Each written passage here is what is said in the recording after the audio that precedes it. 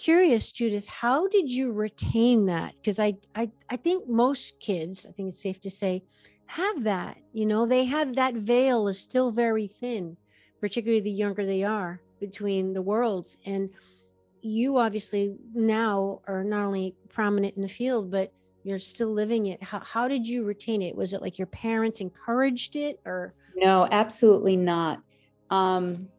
That is not at all how it happened. It happened when I went to, I would say I lost it. And I even kind of remember it getting covered over. But then I went to college in Ithaca.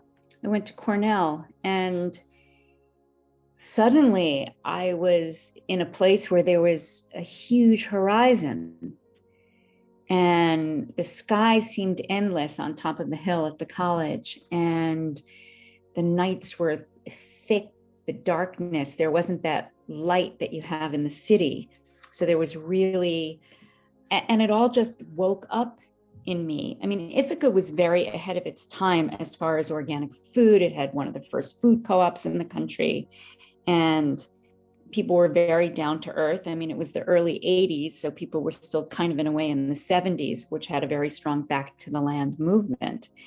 And so it didn't take much. I would go to the waterfalls. There were swimming holes, and that's really what woke it all up again. It was a very physical thing, going skinny dipping, and it was a sentient experience.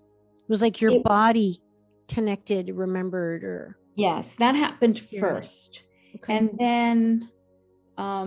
And then in my early 20s, I actually had a very not good experience with a doctor. And then I just made this vow, this passionate vow, that I was going to take care of my own health. And I didn't really know what that meant.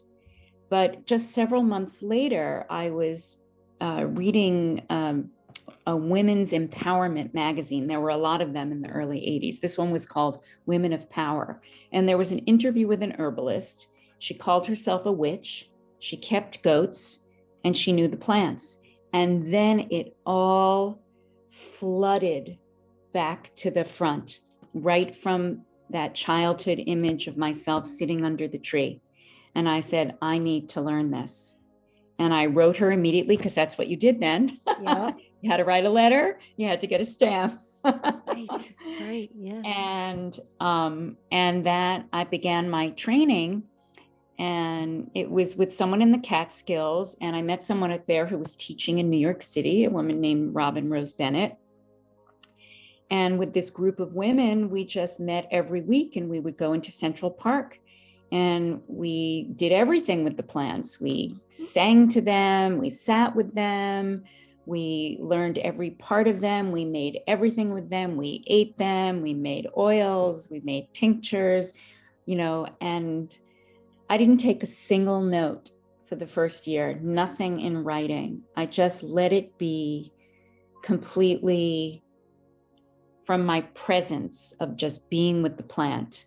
And with these women, it was a very wonderful circle. And that felt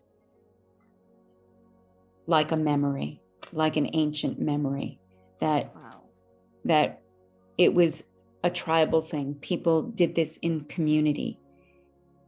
People gathered plants together. People made the medicine together, even though there were dedicated people who had particular skill. There was also a level of it being very everyday, common people's medicine. Yes. With no packaging. Yes. No plastic. Wow. That's what an experience.